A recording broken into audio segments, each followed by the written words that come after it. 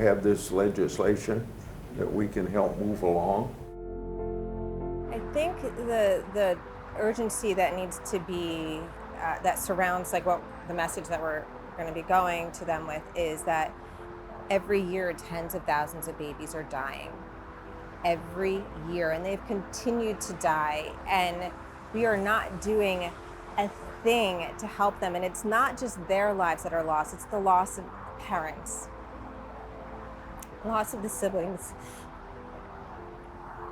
I'm telling you, I'm so emotional all the time now. Like, 'cause none of this is fun for me. And I don't think any of it is fun for anyone else. But the minute that you give birth to your lifeless baby, your life is never the same. To me, time is of the essence, of course, because every day we're losing 65 babies, and I don't forget what that's like. Excited that we're here to actually have this conversation, but also a little sad that we still need to really push and have this conversation. We're here to let Congress know.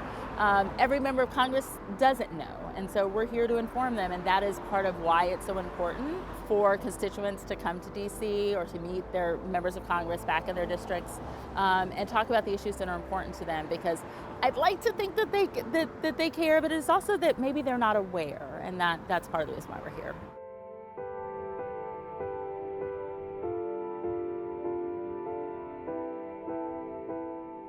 There's nothing we can do to get our daughter back, but we sure can try to save other babies. It's imperative. We don't need to lose any more babies to preventable stillbirth. The disparities, of course, Black women and women of color are more likely to suffer from stillbirth, and it's exacerbated by the health disparities that the Black community and other communities of color are already suffering. And so we really need to tackle this head on, and we can't turn a blind eye to it.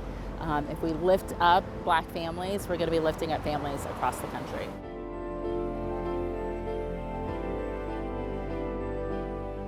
It's important that they hear from us in person, because so they can feel the energy of our passion. Hello, Sandra. Hey, Sandra, love that blue. Thank you for all you do. I'm sorry you had to go through that. I know that wound will never go away for you.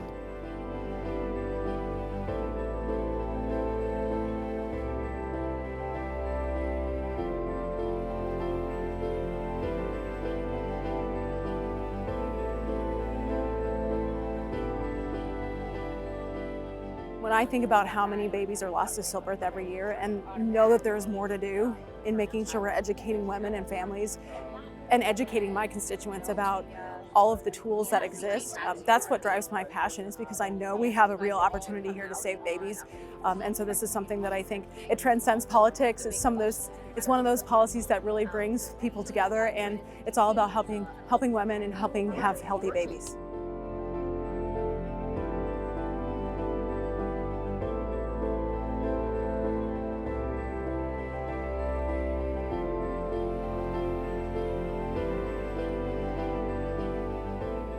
I hope and I pray that we will get a win out of this for all of us who have suffered, and for all of the families that are potentially at risk, because we don't want them to be in our position. We want to protect them, and we want to protect their babies' futures. It's time for stillbirth to finally come out of the shadows and get the attention it so rightfully deserves.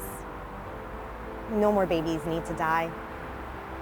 Stillbirths are often preventable, and we need to do whatever we can to save babies. All of our babies matter, and for it to be heard, you want your trauma to be seen and to just be acknowledged, that this should not have happened, and we're going to stop it. I hope that everyone I talk to in DC definitely takes this seriously, and that they understand that we are really, really all in this together. I want to feel a sense of hope, a sense that we were heard during these meetings, that something is actually going to be accomplished.